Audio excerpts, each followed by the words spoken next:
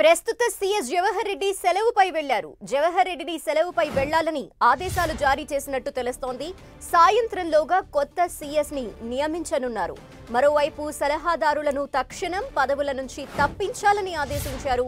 త్వరలో మరిన్ని కీలక నిర్ణయాలు తీసుకోనుంది కొత్త ప్రభుత్వం. మరిన్ని డీటెయిల్స్ మా ప్రతినిధి విజయ్ చంద్రన్ అందిస్తారు. విజయ్ చంద్రన్. ధనలక్ష్మి, ఆంధ్రప్రదేశ్లో పలు కీలక పరిణామాలు చోటు చేసుకుంటా ఉన్నాయి. జగన్మోహన్ రెడ్డికి ఎవరు అనుకూలంగా ఉంటారో, సన్నిహితులుగా ఉంటారో అనేటువంటి ఒక జాబితాను కూడా తయారు చేసుకోవడం జరిగింది. కొత్త ప్రభుత్వం ఏర్పడేందుకు ముందుగా దానికి సంబంధించినటువంటి అన్ని వ్యవహారాలను కూడా చక్కదిద్దే పనిలో ఉన్నారు.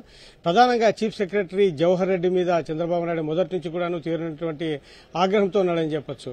ఆయన ఎన్నికలకు ముందు ఈ పెన్షన్లకు పంపిణీకి సంబంధించిన వ్యవహారంలో జగన్మోహన్ రెడ్డి ప్రభుత్వానికి అనుకూలంగా ఓట్లు వేసేందుకు జనంలో తెలుగుదేశం పార్టీ అధికారంలోనికి వస్తే గనక తాము ఎట్లాంటి ఇబ్బందులు పడతామో, పెన్షన్లు సకాలంలో చేతి కిందక అనేటువంటి ఒక అభిప్రాయాన్ని క్రియేట్ చేసే విధంగా ప్రయత్నించారు.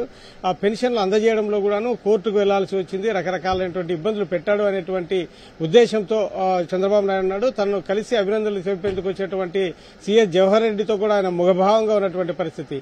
ఈ నేపథ్యంలో జవహర్ రెడ్డిని తప్పించాలా అని చెప్పేసి ముందుగానే చంద్రబాబు నాయుడు నిర్ణయం తీసుకోవడం జరిగింది. ఇదే విషయం ఆల్రెడీ జవహర్ రెడ్డికి తెలుసు.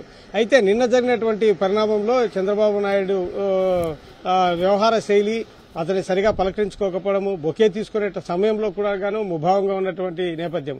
కాబట్టి ఈ వ్యవహారంలో సీఎస్ జవహర్ రెడ్డి తన పరిస్థితి ఏ విధంగా ఉన్నది మటుకు ఆయనకు స్పష్టమైనటువంటి నేపథ్యం. కాబట్టి ఆయనను లీవ్లో వెళ్లవలసిందిగా ఇప్పటికే ఆదేశాలు అందడం జరిగింది. ఈ నేపథ్యంలో తనకు సెలవులో వెళ్లాల్సిందిగా తనకు అవకాశం ఇవ్వాలని చెప్పేసి ఒక లెటర్ కూడా ఆయన ప్రిపేర్ చేసుకున్నట్లుగా మనకు సమాచారం అందుతూ ఉంది. GAD political secretary Suresh Kumar ను కలిసి ఆయన లీవ్ కోరినట్లుగా మనకు సమాచారం అందుతూ ఉంది. ఈ నేపథ్యంలో జవహర్ రెడ్డిని తప్పించాలని చెప్పేసి చంద్రబాబు నాయుడు ముందుగానే నిర్ణయం తీసుకోవడం జరిగింది. తన ప్రమాణ స్వీకారం కూడా జవహర్ రెడ్డి చేతుల మీదుగా జరిగేందుకు ఇష్టపడని పరిస్థితి చంద్రబాబు నాయుడుది.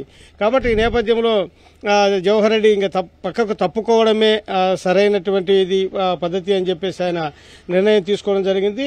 ఈ నేపథ్యంలో కొత్త సీఎస్ ను నియామకం చేసేందుకోసము చంద్రబాబు నాయుడు టీం కసరత్తులు చేస్తా ఉంది. సాయంత్రంలోగా కూడా కొత్త సీఎస్ నియామకం జరగచ్చు అన్న ఊహాగానాలు వెలువడుతున్న నేపథ్యంలో ఎవరెవరి పేర్లు తెరపైకి వస్తున్నాయి? ప్రధానంగా చూస్తే కనుక విజయానంద్, సాయి ప్రసాద్, నీరబ్ కుమార్ లాంటి సీనియర్లకు సంబంధించినటువంటి జాబితాను తయారు చేసుకోవడం జరిగింది. వీళ్లలో దీనికి సంబంధించిన మెరిట్స్, డిమెరిట్స్ వీటన్నిటిని కూడాను చెక్ చేస్తా ఉన్నారు. ఎందుకంటే సీనియారిటీ ప్రాతిపదికన తీసుకోవాల్సి ఉంటుంది కాబట్టి 3 పేర్లు సెంట్రల్ గవర్నమెంట్ కు పంపాల్సి ఉంటుంది. వారిలో ముగ్గురిని సెలెక్ట్ చేసి ముగ్గురులో ఒకరిని సెలెక్ట్ చేసి పంపిస్తుంది. కాబట్టి ఆ ముగ్గురు ఎవరెవరు ఉన్నారు అనేది మటుకు కొంచెం అంటే కనుక చాలా కసరత్తులు చేస్తున్నారని చెప్పొచ్చు. అయితే ఫైనల్ గా ముగ్గురు పేర్లు సాంప్రదాయబద్దంగా రూల్స్ ప్రకారం పంపినా కూడాను రాష్ట్ర ప్రభుత్వం ఎవరి పేరు మీద అయితే కనుక టిక్కు కొట్టి పంపుతుందో, ఎవరైతే కనుక మాకు కావాలని చెప్పేసి కోరుతుందో వారికే కేంద్ర ప్రభుత్వం అనుకూలంగా ఉత్తర్వులు జారీ చేస్తుంది. కాబట్టి ఇదంతా కూడాను ఒక తూతు మంత్రంగా జరిగినా కూడాను చంద్రబాబు నాయుడుకు ఎవరికైతే కనుక ఆయన సీఎస్ గా పెట్టుకోవాలనుకుంటాడో దానికి సంబంధించినటువంటి అదే వ్యక్తి పేరే ఖరారయ్యే అవకాశం ఉంటుందని చెప్పొచ్చు. ప్రస్తుతానికైతే విజయానంద్, సాయి ప్రతాప్, తర్వాత ఇట్లా కొంతమంది పేర్లు అయితే గనక ఉన్నాయని చెప్పొచ్చు. అయితే అంతేకాకుండా డీజీపీ విషయం కూడాను డీజీపీ గుప్తా ఆయన ప్రస్తుతానికైతే ఎన్నికల కమిషన్ నియమించినటువంటి డీజీపీ. వీరిలో కూడాను ద్వారకా తిరుమలరావు పేరుతో పాటు మరికొంతమంది సీనియర్ల పేర్లను కూడా పరిశీలిస్తా ఉంది. అయితే ఈ ప్రమాణ స్వీకారానికి ఉన్న ఇప్పుడు ఏదైతే కనుక ఇన్ఛార్జి డీజీపీగా ఉన్నారో ఆయనే కొనసాగించాలనే ఉద్దేశంతో చంద్రబాబు నాయుడు ఉన్నట్లుగా సమాచారం అందుతా ఉంది. ఇంకో పక్క సలహాదారుల్ని కూడా తక్షణం పదవుల నుంచి తప్పించాలి అంటూ ఆదేశాలు జారీ అయిన నేపథ్యంలో వారి స్థానంలో ఎవరు రాబోతున్నారు అనే కసరత్తు కూడా ఈ రోజే జరగబోతోందా? గతంలో దాదాపు 150 మందికి పైగా ఈ ప్రభుత్వ సలహాదారులు ఉండేవారు. సజ్జలం మొదలుకొని అన్ని విభాగాలకు, వ్యవసాయానికి ఒకరు, ఇట్లా రకరకాలుగా ఉండేవారు. ఆ సలహాదారులందరికీ కూడాను పెద్ద ఎత్తున హానోరియం లభించేది.